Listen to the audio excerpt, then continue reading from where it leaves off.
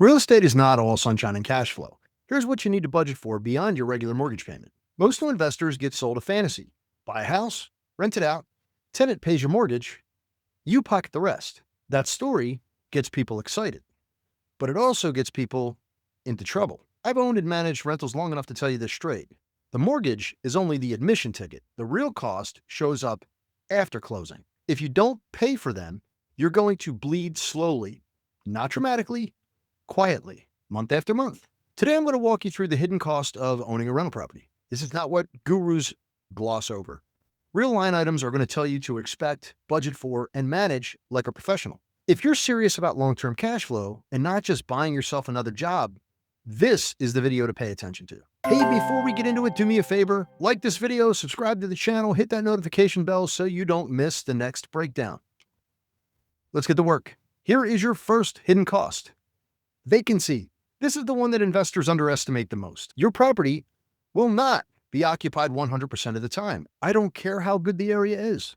It doesn't matter how strong the demand is. Sometimes tenants move, life happens, jobs change, relationships end. Vacancy is not an if. Vacancy is a when. A conservative rule of thumb is a minimum of 5 to 8% of your gross rent per year. In some markets, it should be higher. In rougher assets, it can hit 10% or more. That vacancy does not just mean lost rent. It also means utilities.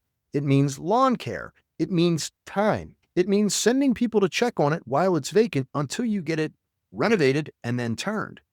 If you're underwriting deals with zero vacancy baked in, your numbers are a dream. They're fiction. The second highest hidden cost is maintenance. This is not repairs from tenant abuse. This is normal wear and tear because faucets will leak. Garbage disposals will fail. Garage doors break. Appliances die. They're not really made to survive anymore. They break on their own schedule. The mistake that people make is thinking small repairs don't matter, but they add up fast. A good baseline is 5 to 10% of your gross rent annually. Now, the older your properties are, the trend gets higher. So deferred maintenance properties trend much higher. If your house is 30 years old and you're budgeting 2% for maintenance, you're lying to yourself. Third hidden cost is capital expenses. Now, this is different from maintenance, so let's not get those confused. These are the big ticket items: roofs, HVAC systems, water heaters, windows, your siding. These don't break every year, but every once in a while, they will. And you know what? They tend to break all at once, and they're not cheap. In fact, they're quite expensive. If you don't plan for CapEx, they will wipe out years of cash flow in one event. So you need to have a capital reserve account. It should be separate from your operating expense account. It should be funded monthly. A simple rule is 5 to 10% of rent depending on property age. Now, that money is not income. It's spoken for. So put it in there and forget about it. Usually you want to keep it in a separate account. Here's the fourth hidden, and this is near and dear to me because I own a company like this. It's property management. Even if you self-manage today, your time is not free. Eventually, you will either burn out or you'll scale. Both require management. Now, professional management usually runs somewhere between 8 and 12% of your gross rent. Some charge lease-up fees. Some charge renewal fees. Some charge maintenance markups. If you have any questions about any of those and you're in the South Jersey area, reach out to me, 2nd Street Property Management. But listen, if your deal only works without management, you do not own an investment, you own a job. I always underwrite with management, even though I own my own company, because my time has value.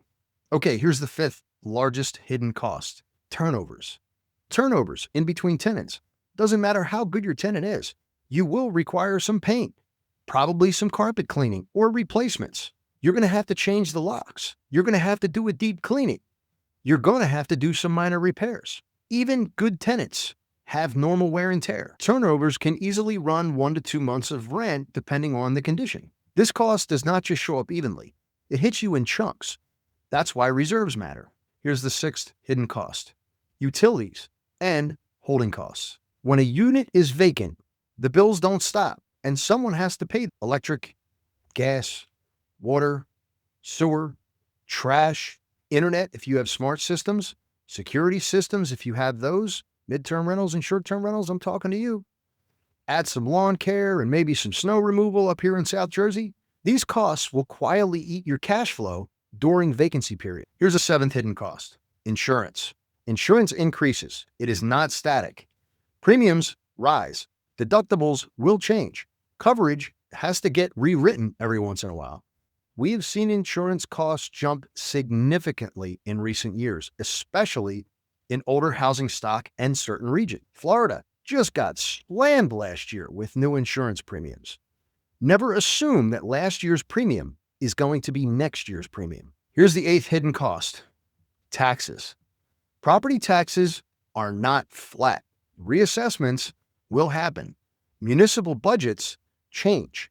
School levies will increase. One tax increase can kill a marginal deal.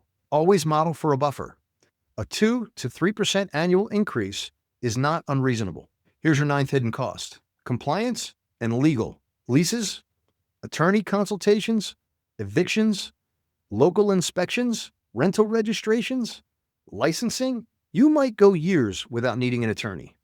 Then you need one badly. Legal costs aren't always frequent, but when they hit you hard. Here's the 10th hidden cost: bad tenants. This is the one that nobody really wants to talk about. Late payments, property damage, non-payment, evictions. Even with solid screening, this happens. It just happened to me in Trenton. We had someone who paid me straight for 3 years and then all of a sudden just decided to stop. When that does happen, you are paying the mortgage with no rent coming in, plus legal fees, plus repair costs. This is why screening matters and why reserves matter even more. Okay, let me pause here.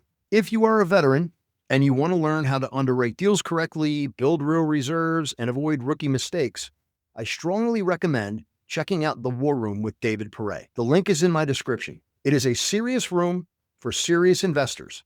No hype, no nonsense, just execution and accountability.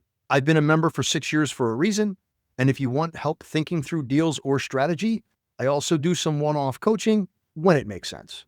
First responders, reach out to me directly by going to budevans.com and booking a free call. Now, let's finish this strong. Here is your 11th hidden cost: financing friction, interest rate changes, insurance escrows change, lenders adjust requirements. Your payment can go up even if the loan is fixed. Escrow shortages happen.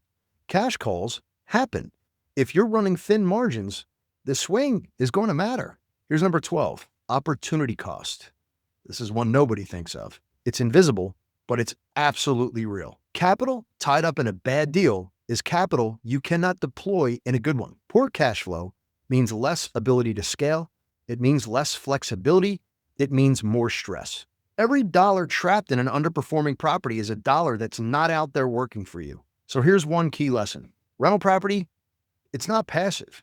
It's predictable if you treat it like a business, but cash flow is not what's left after your mortgage. Cash flow is what matters after reality happens. Investors who survive long-term are boring. They budget conservatively, they build reserves, they plan for pain before it arrives. As always, let's lock this in with a checklist that you can actually use. Got a pen? Here's your checklist. Number 1, budget to 8% for vacancy. Number 2, budget to 10% for maintenance. Number 3, fund a capital expenditure reserve monthly. Number 4, underwrite with property management even if you're going to self-manage. Number 5, plan for your turnover costs in between tenants. Number 6, get ready to cover utilities and holding costs during your vacancies. 7, expect insurance premiums to rise annually. Number 8, model property tax increases conservatively. Number 9, plan for legal and compliance expenses. You're going to need a legal lease review every once in a while, and you might need an eviction. Number 10, accept that bad tenants will happen and be prepared for it. Number 11, maintain strong cash reserves at all times. If the deal only works on paper, walk away. And that is how you protect your cash flow. That is how you're going to be able to stay in the game. That is how rentals will actually build you wealth instead of a lot of stress. Hey, if this breakdown helped you out, do me a favor, like the video, go and subscribe and hit the notification bell. Until next time, my name is Bud Evans. Aim high, execute fast. See you on the next one.